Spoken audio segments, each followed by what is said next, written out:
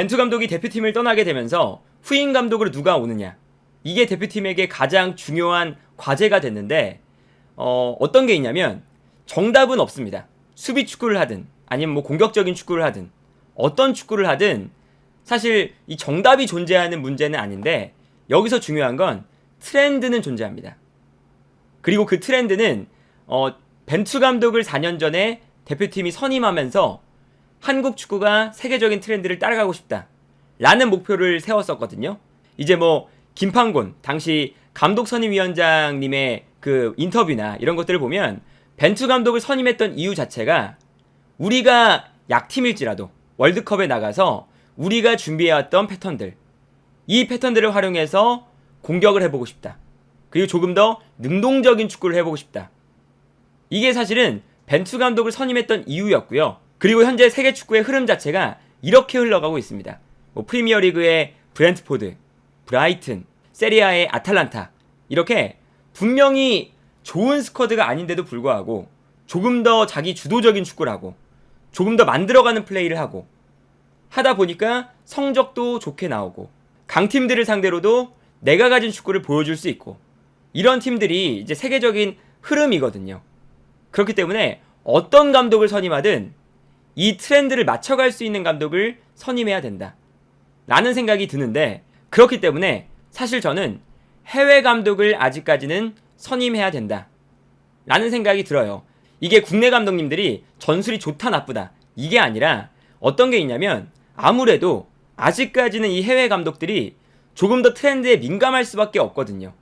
당연히 유럽의 네트워킹도 쌓여 있을 테고 듣는 소식도 많을 테고 여러 가지 정보에 대한 공유도 많이 될 테고, 여러 가지 측면에서 사실 이 벤투 감독에 좀 집중이 되어 있지만 벤투 감독의 사단, 이게 정말로 중요한 거거든요.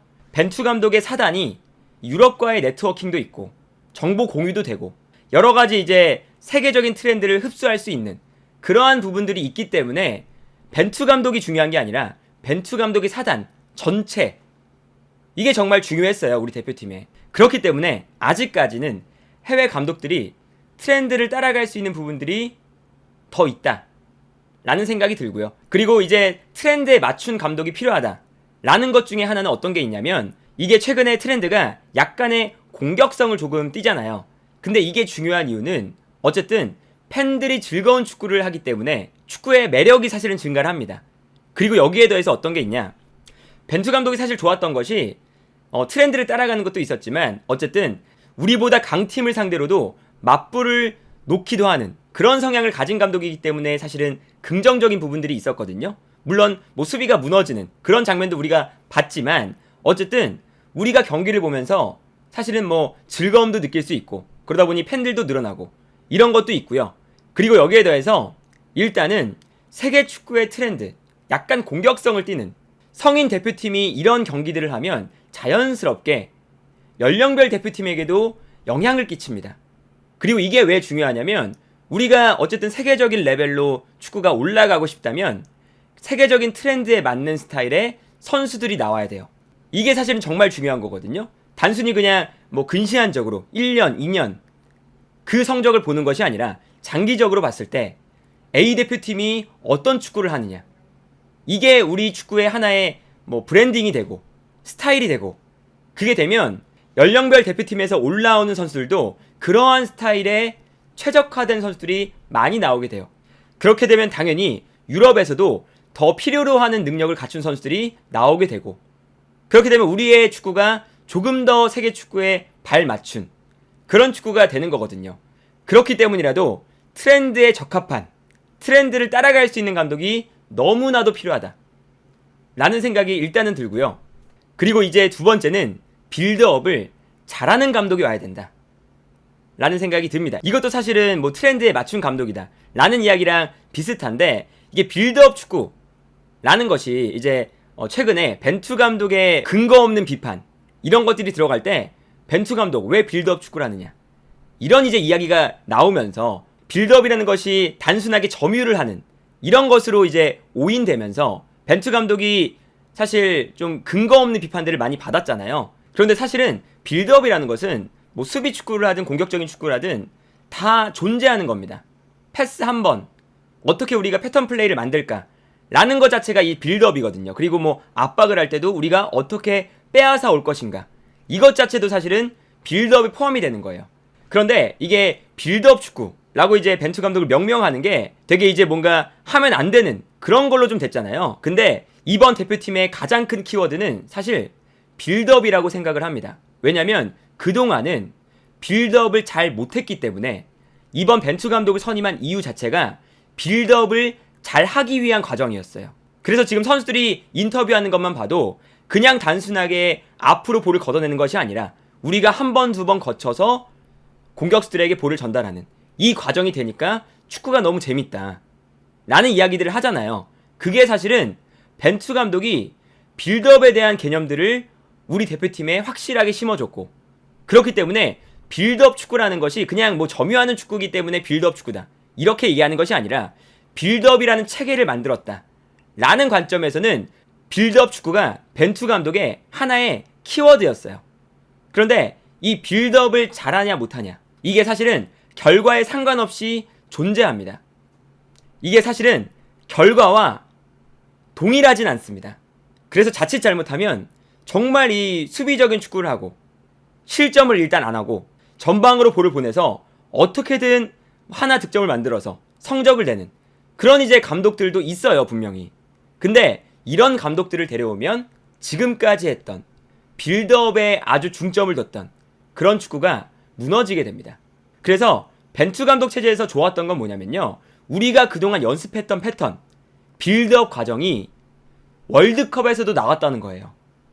어떤 게 있냐?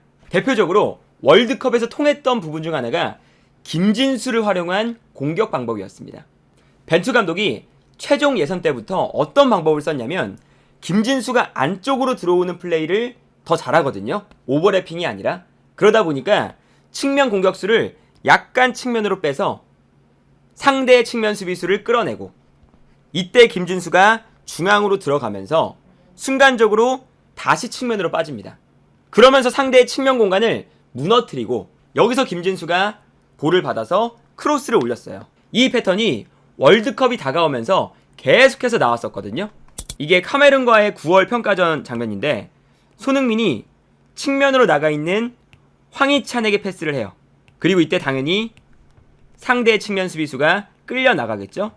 그러면 뒤에 있었던 김진수가 측면으로 돌아나가는 게 아니라 중앙으로 들어옵니다. 이게 다른 각도로 보면 황희찬이 반대편에서 손흥민이 보내준 볼을 받고, 이때 상대 측면 수비수가 끌려 나오면 여기서 김진수가 중앙으로 들어오면서 비어있는 공간을 노린다 이거거든요. 그리고 여기서 이제 황희찬이 김진수에게 패스를 보내주겠죠. 근데 이 장면이 가나전에서 똑같이 나왔습니다. 손흥민이 측면에 있을 때 상대 수비수가 끌려 나오면 이때 김진수가 중앙으로 들어갔다가 순간적으로 측면으로 나가면서 손흥민이 김진수에게 패스를 보내주고, 이 과정에서 상대의 측면을 무너뜨린 다음에 김진수가 크로스, 여기서 이제 조규성의 득점이 나왔었죠. 이런 장면들을 보면 우리 대표팀은 4년 동안 벤투 감독 체제에서 분명한 빌드업 패턴, 공격 과정들이 약속된 팀이었어요. 그렇기 때문에 우리 대표팀은 다음 감독이 이러한 빌드업 패턴을 잘 하는 감독, 조금 더 중요하게 생각하는 감독으로 데려와야 된다. 이러한 빌드업을 잘 하는 감독, 그리고 빌드업 모델이 확실하게 확립된 감독으로 데려와야 된다. 이게 사실은 그 김판곤 감독 선임 위원장이 벤투 감독을 선임할 때 가장 중요하게 봤던 부분이다 라는 인터뷰를 계속 했었거든요. 그래서 우리 대표팀이 감독을 추리고 이야기를 들어볼 때 확실한 빌드업 모델을 가진 감독들이 많이 없었다, 이런 인터뷰를 했었어요. 그것은 빌드업 패턴을 정말로 중요하게 생각하고 그 팀만의, 그 감독만의 빌드업 모델이 확립된 감독들이 그렇게까지 우리가 노리는 감독 중에서는 많지 않다 라는 이야기가 되거든요. 그렇기 때문에 우리가 감독을 선임할 때 이 부분을 정말로 중요하게 생각을 해야 된다. 그리고 세 번째는 벤투 감독에게 부족했던 부분을 채워줄 수 있는 감독이어야 된다 라는 생각이 드는데, 그 가장 중요한 부분 중 하나가 수비적인 측면이라고 생각을 해요. 빌드업도 중요하게 생각을 해야 되지만 어쨌든 우리가 수비할 때도 조금 더 수비적인 측면을 잘 관리할 수 있는 감독이어야 된다 라는 생각이 들거든요. 그리고 벤투 감독이 분명히 수비적인 측면은 그렇게까지 좋은 감독은 아니었습니다. 물론 우리가 뭐 아시아 최종 예선에서는 실점을 많이 하지 않았지만 6월, 9월 그리고 월드컵 이 기간 동안은 조금 더 우리가 강팀을 만나니까 수비적으로 분명히 불안한 것들이 있었어요. 특히나 우루과이전, 가나전, 포르투갈전, 뭐 브라질전까지 공통적으로 문제가 되었던 게 측면이거든요. 예를 들면 이렇게 우리가 중앙에 모여있는 건 좋았는데 중앙에 너무 모여있으니까 좌우 측면이 발생을 하게 되고, 근데 여기에 더해서 볼을 끌고 들어오는 선수를 압박이 조금 부족하다 보니까 볼을 끌고 들어오는 상대팀 선수가 좌우 측면으로 패스를 뿌려줄 수 있는 너무나 편안한 상황을 만들어주게 되고, 이게 사실은 우리 대표팀이 실점을 하는 과정에서 가장 많이 나타났던 패턴이거든요. 포르투갈전도 마찬가지였어요. 포르투갈전도 후방에서 페페가 패스를 뿌려주는데 우리가 약간 중앙에 쏠려 있다 보니까 좌우 측면이 발생을 하고, 이때 페페가 압박을 받지 않으니까 편안하게 좌우 측면으로 패스를 뿌려주게 되고, 이 과정에서 우리가 측면이 무너지면서 실점을 5분 만에 허용을 했었거든요. 이런 것들을 보면 분명히 벤투 감독이 성과가 분명히 있었고 우리가 만들어가는 플레이들을 분명히 이번 월드컵에서 보여줬지만 부족했던 부분들이 없진 않습니다. 수비적인 측면들, 그리고 브라질전에는 우리가 너무 공격적으로 나가다가 밸런스가 무너지고, 이러한 부분들은 우리가 벤투 감독의 방향성은 너무나 잘 정했지만 우리가 이제 보완해 나가야 되는 부분이에요. 그리고 이 방향성을 보완해 나가야 트렌드에 맞춰지면서 결과도 조금 더 좋은 이런 축구가 완성이 되는 거거든요. 그렇기 때문에 수비적인 측면을 조금 더 보완할 수 있는 감독이 와야 되지 않나 라는 생각이 들고요. 그리고 그게 세트피스에서도 나오죠. 사실 우리가 세트피스 수비가 좋은 팀은 아니었어요. 가나전만 봐도 이게 해외에서도 분석을 할 때 좀 이슈가 됐었죠. 상대팀이 프리킥을 차는데 우리가 너무 낮은 위치에 머물러 있다. 이게 안 좋은 건 뭐냐면 상대팀 입장에서는 골대 앞으로 패스를 붙여줄 수가 있습니다. 그리고 우리의 입장에서는 골키퍼가 나오는 것이 애매해져요. 그래서 BBC에서도 어떤 이야기를 했었냐면 우리 대표팀의 수비 라인이 페널티 박스 주변에 형성되어 있어야 된다 라는 이야기를 너무나 계속 했었거든요. 그러다 보니까 이 장면에서 상대가 박스 앞으로 패스를 붙여줄 수가 있고 골키퍼는 나오기가 힘들고, 그리고 골대 앞으로 패스가 들어가니까 여기서는 정말 어떻게 될지가 모르는 거거든요. 한 번의 슈팅으로 들어갈 수가 있기 때문에 골대 앞으로 상대의 패스를 허용하고 여기서 우당탕탕 하다가 들어갔잖아요. 이게 사실은 우리 대표팀에서 부족했던 부분이었고, 그리고 코너킥 수비도 사실은 우리가 4년 내내 약간 불안했어요. 어떤 게 불안했냐? 우리가 아시아 예선에서는 이게 문제가 되지 않았는데 우리 대표팀의 특징이 골문 앞에서 일렬로 서 있습니다. 이게 지역 방어에 아주 큰 초점을 둔 수비 방법이었어요. 어떤 거였냐?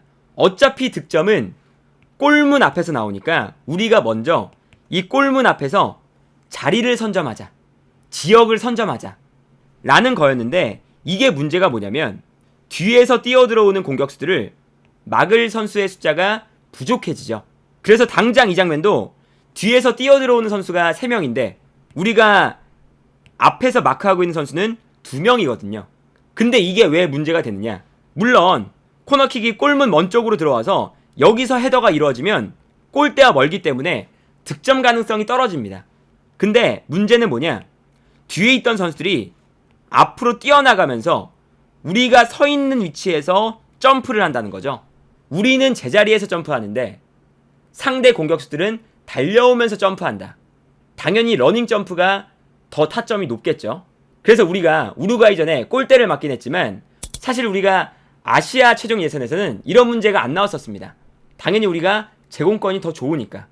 그런데 월드컵에 나가서는 우리가 제공권이 훨씬 더 좋은 팀이 아니다 보니까 이런 문제점들이 분명히 발생을 했었거든요. 그렇기 때문에 우리가 이 세트피스 수비나 뭐 수비적인 측면이나 이런 것들을 보면 분명히 우리가 수비적인 측면에서는 약간의 문제가 있었고, 그렇다면 이 수비적인 측면을 조금은 보완할 수 있는 감독이 선임되어야 된다. 그래서 결과적으로는 어떤 거냐면 한마디로 말하면 벤투 감독의 방향성, 세계적인 트렌드에 따라갈 수 있는 그 방향성을 유지하는 감독이 와야 되지만 여기에서 우리가 부족했던 부분, 뭐 수비적인 측면이나 결정력에 대한 측면이나 이런 부분들을 또 보완할 수 있는 감독들이 와야 된다. 그리고 그러한 감독이 후보에 올라와야 우리 대표팀이 단순히 이 카타르 월드컵에서 끝나지 않고 다음 4년 그리고 그 다음 4년까지 조금 더 길게 보면서 더 긍정적인 방향으로 나아갈 수가 있다. 그런 생각이 드네요.